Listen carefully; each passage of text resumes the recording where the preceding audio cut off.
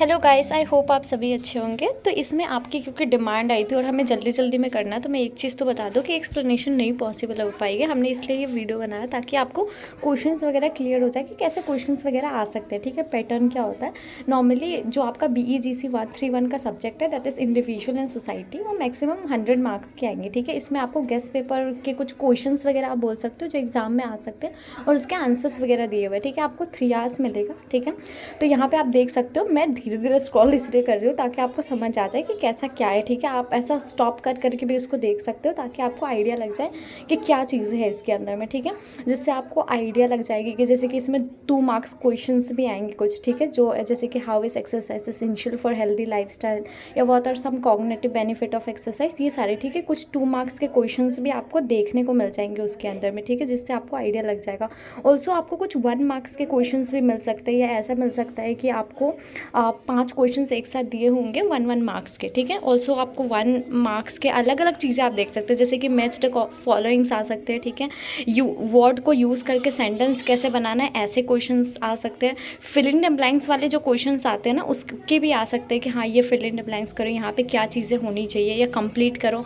वो आपको बता देंगे वहाँ पे कि क्या चीज़ें यूज़ करके आपको कंप्लीट करनी है, आर्टिकल यूज़ करनी है, पैसिव वॉइस करनी है, रीअरेंज करना है, रीराइट करनी है, ये सारी चीज़ें। ठीक है, इग्नोर करना बैकग्राउंड को, आई अंडरस्टैंड, बट थोड़ा सा वो कन्फ्यूजन रहेगा। ठीक है, ऑल्सो आपको कुछ क्वेश्चंस ऐसे मिल सकते हैं जो 15 मार्क्स के होंगे, जो आपको बताया जाएगा उसमें कि 250 वर्ड्स के लिखने हैं या 500 वर्ड्स के लिखने हैं। आप उसके अकॉर्डिंग ही वो चीज़ें लिख सकते हो। ठीक है, जैसे कि लेटर राइटिंग वगैरह भी आ सकते हैं, कॉम्प्रिहेंशन पैसेज भी आने के चांसेस है। ठीक है, तो वो चीज़ें भी आप देख लेना। जैसे कि यहाँ पे ना बहुत सारे कन्वर्सेशन अलग अलग चीज़ें दी हुई है कि आप अगर प्रेसिडेंट हो स्टूडेंट यूनियन के तो आप कैसे लिख सकते हो। अब ये डिट्टो छाप के मत आ जाना, इट्स जस्ट कि आपको आइडिया लग जाए कि किस तरीके से लिखते हैं, क्या चीज़ें उसके अंदर में आ सकती है। या ऐसे राइटिंग हो सकती है जो 15 मार्क्स की आएगी, किसी भी टॉपिक के ऊपर में आ सकती है वो चीज़ें। ठीक है, आपको उसमें ऑब्जेक्टिव वगैरह आप ऐड कर सकते हो, मेन उसका जो कंसर्न है वो ऐड कर सकते हो। ठीक है, ऑल्सो आपकी फेवरेट हॉबी के बारे में आप डिस्कस कर रहे हो फ्रेंड्स के साथ, ऐसा कुछ लिखने को आ सकता है आपके बीच में। एक डायलॉग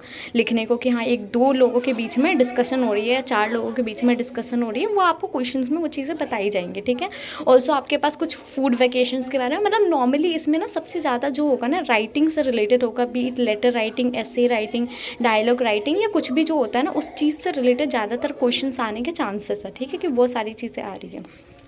ऑल्सो स्पीच राइटिंग वगैरह भी आ सकता है किसी भी टॉपिक के अकॉर्डिंग। वो टॉपिक आपको दे देंगे कि क्या टॉपिक होना चाहिए और उसके अकॉर्डिंग आपको लिखना होगा उसके अकॉर्डिंग। ठीक है, ऐसे राइटिंग भी इसमें 2-3 आपको दिए होंगे, जिससे आपको आइडिया लग जाएगा कि किस तरीके से उसका फ्रेमवर्क रहने वाला है, किस तरीके से आप उसमें स्टेप्स दे सकते हो या दिखा सकते हो जो थोड़ा सा इंप्रेसिव लगे। ठीक है, आई नो यहाँ पे नहीं लग रहा बिकॉज हमने जल्दी में उसको अरेंज करा है, बिकॉज आपको ये चीज़ें थी। ठीक है, try to understand, I know, but questions वगैरह तो आपको इससे मिल जाएगा, राइट। आइडिया तो मिल जाएगा ना, तो बस आइडिया, फिर आइडिया बेस्ट है आइडिया से सीख लो, कोई दिक्कत नहीं है। तो यहाँ पे भी आपको अलग अलग चीज़ें देखने को मिल रही है कि किस तरीके से हम किस चीज़ के बारे में लेटर लिखना है तो हमें कैसे लिखना है। ठीक है, आप फॉर्मल लेटर लिखना हो या इनफॉर्मल लेटर लिखना हो, हर किसी का एक पैटर्न अलग होता है। ठीक है, तो मेक श्योर आप वो पैटर्न वगैरह चेक कर ले रहे हो ताकि एग्जाम में कोई कन्फ्यूजन नहीं आ रहा कि हाँ क्या पैटर्न है, किस चीज़ों पर पढ़नी है, कैसा क्या है वो चीज़ है। ठीक है, ऐसे राइटिंग में भी फोकस कर लेना, मेक श्योर कि इसमें जितने टॉपिक्स वगैरह कवर्ड है उस चीज़ों को तो एक बार देख ही लो, बिकॉज मोस्ट चांसेस होते हैं कई बार क्वेश्चन रिपीट भी कर देते हैं। ठीक है,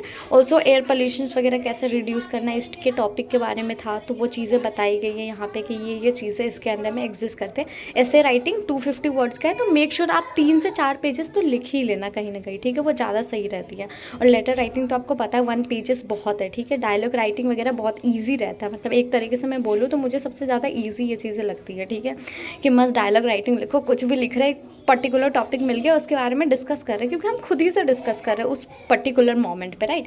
तो ये सारी चीज़ें आ सकती है। ठीक है, ऑल्सो स्पीच राइटिंग वगैरह आ सकती है। स्पीच का आपको पता होगा, आप बचपन में भी देते थे यार, स्कूल वगैरह में जाके अगर आप देते थे तो उस टाइम पे भी ये चीज़ें रहती है। ठीक है, तो मेक श्योर ये सारी चीज़ें आप देख लेना। ठीक है, मैं इसमें आपको क्वेश्चन कवर कर दे रही हूँ। और हाँ, एग्ज़ाम की ज़्यादा टेंशन नहीं लेने का, मतलब एक बार आप ये चीज़ें देख लोगे ना, एक बार आपको आइडिया लग जाएगा, बस एक बार आप गो थ्रू करोगे ना ओवरऑल, तो मेरे को आइडिया आइडिया है कि आप आराम से एग्ज़ाम पास आराम से कर लोगे, ठीक है। लिटरली मतलब अगर आप ये सब क्वेश्चन देख लेते हो, क्योंकि आपको आइडिया लग जाएगा टोटली कैसे क्या आने वाला है, आपको ये भी आइडिया होगा कैसे लिखना है, क्या क्या पॉइंट डाल सकते हैं, ठीक है।